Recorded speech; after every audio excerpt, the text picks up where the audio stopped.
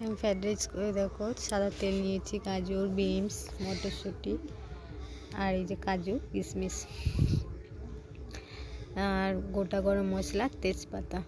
গোটা গরম মশলা আছে এলাচ, লবঙ্গ, দারচিনি আর গোটা গোলমরিচ আর এই যে ঘি। আর জলটা আমি অনেক আগেই বসিয়ে দিয়েছি, আমার গরম হয়ে গেছে। ওতে একটা দুটো তেজপাতা দেবো। এবার বাকি সব গরম মশলা এইগুলো দেবো, এলাচটা একটু ফাটিয়ে ফাটিয়ে দেবো আর বাকি কয়েকটা রেখে দেবো, সেটা হলো ওই ফোড়নে দেবো। আমার ছেলেকে নিয়ে এসেছি, তোমরা তো সবাই জানো, পার্বণের সময় নিয়ে এসেছিলাম, সেই জন্য ভাবলাম একদিন চিকেন করেছি, সেদিনকার ফ্রাইড রাইসও করি। এটা আমি ভিজিয়ে রেখেছিলাম জলে 1/2 ঘন্টা আগে, এমনি ঠান্ডা জলে। তারপরে জলটা আমার গরম হতে ভাতে আমি চালটা আমি দিয়ে দিলাম। চিকেনটা আমি দুপুরে করে রেখেছি আর রাতে এটা আমি করছি।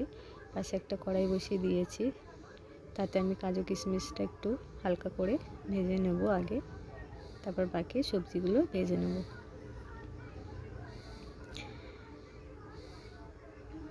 আমার এই রেসিপিটা কারো যদি ভালো লাগে আর আমরা সবাই মিলে মজা করে খেলাম, সেটাও তোমাদেরকে শেয়ার করলাম। ভালো লাগে একটা লাইক কমেন্ট শেয়ার করে দেখো। ভাজা হয়ে গেছে আমার কাজু কিশমিশ, আর একটু তেল দিলাম।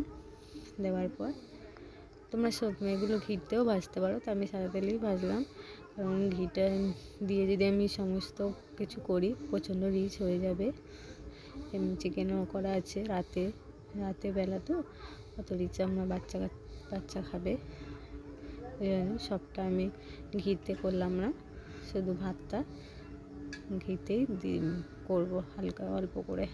এই দেখো সবজিগুলো আমি কালার হতে দেব না, লাল লাল, ওটা আমি হালকা করে ভাজবো, মানে যেন নরম হয়ে যায় সবজিটা, সেরকমভাবে ভেজে নেবো। নুন দিয়ে দিচ্ছি, আর দেখো আমি না তখন ভাতে নুনটা দিতে ভুলে গেছিলাম, মনে পড়লো নুনটা দিতে গিয়ে, এখন নুনটা দিলাম।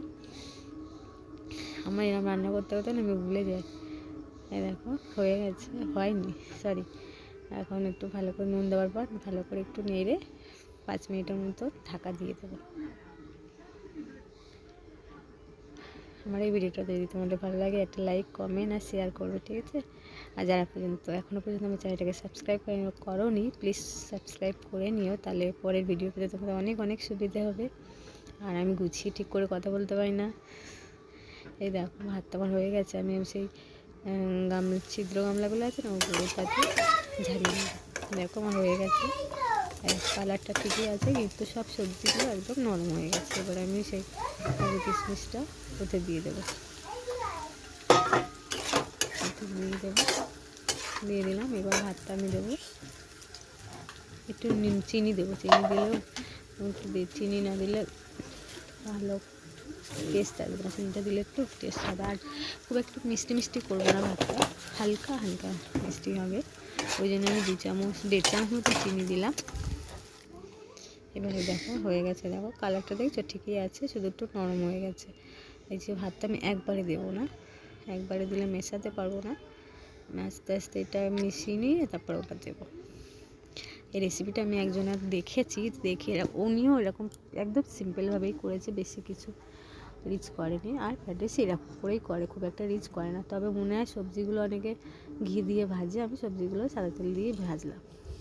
দেখো হয়ে গেছে, এই যে দেখো। এবার আমি এতে উপরে 3 চামচ মতন ঘি দেবো।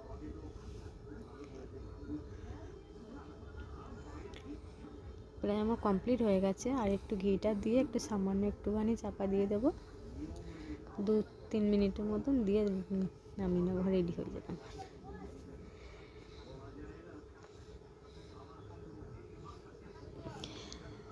একটু নেড়ে দেবো যাতে সারা ভাতটাতে ঘিটা মিশে যায়। এবার আমি একটু ঢাকা দিয়ে দেবো, সামান্য পরিমাণ, আমার এমনি রেডি, তাও একটু ঢাকা দিয়ে দিলে ভাপে একটু, যে ভাতটা একটু শক্ত আছে সেটা ঠিক হয়ে যাবে। ঢাকা দিয়ে দিলাম।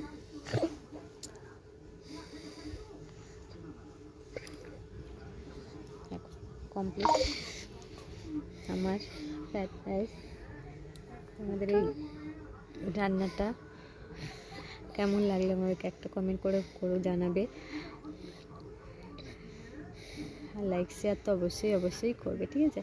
আর এরকম আমি সিম্পলভাবেই করলাম, আমার তো খুব ভালো লেগেছে, আমার সবাই ভালো লেগেছে। তোমাদের কেমন লাগছে তোমরা সেটা আমাকে কমেন্টের মাধ্যমে জানাবে। এই দেখো আমার বরের বেড়ে নিয়েছি, এটাই ভিডিও করার জন্য আমি এমনি এই তাড়াতাড়ি করে বেড়েছি। দেখো মাংস এতটা খাবো না। রাত্রেবেলায় যে পাপাইয়ের এই যে প্রীতমে খেতে বসে যায়। দেখো পাপাই দেবে কি দুষ্টুমি করছে, ও খাবে না, নিতে চাইছে না, দেখো নেবে না, ওই থালাতে খাবে না এটাতে খাবে। তা আমি বলছি আমি দিচ্ছি বাবা, আমি একটু ভিডিওটা করে নিই, তোমাকে ওটাতেই দেবো। তারপরে নিয়েছে কিন্তু খাইনি, বসে আছে। আর খাবারটা আমি শেয়ার করলাম না, সন্ধেবেলা রাত্রেবেলা। তাহলে চলো টাটা, গুড নাইট। আমার সবাই ভালো থাকবে, সুস্থ থাকবে আর সাথে থাকবে, আর আমাকে অনেক অনেক সাপোর্ট করবে, আমিও তোমাদেরকে সাপোর্ট করবো। টাটা।